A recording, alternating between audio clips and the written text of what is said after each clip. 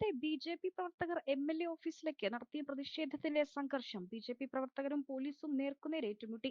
BJP. Kunnamkulam നിയോജക മണ്ഡലം കമ്മിറ്റിയുടെ നേതൃത്വത്തിലാണ് ബി.ജെ.പി. പ്രവർത്തകർ കുന്നംകുളം എം.എൽ.എയുടെ എ.സി. മൊയ്തീന്റെ ക്യാമ്പ് ഓഫീസിലേക്ക് പ്രതിഷേധ പ്രകടനം നടത്തിയത്. പ്രതിഷേധം പോലീസോ ബാരിക്കേഡ് ഉപയോഗിച്ച് തടഞ്ഞു. ജലപീരങ്കി ഉപയോഗിച്ച് പ്രതിഷേധക്കാരെ മാറ്റാൻ ശ്രമിച്ചെങ്കിലും ബാരിക്കേഡ് തകർത്ത പ്രതിഷേധക്കാർ മുന്നോട്ട് നീങ്ങിയതോടെ പോലീസും ബി.ജെ.പി. പ്രവർത്തകരും തമ്മിൽ ഏറ്റുമുട്ടുകയായിരുന്നു. പിന്നീട് നേതാക്കൾ ഇടപെട്ട് രംഗം ശാന്തമാക്കി.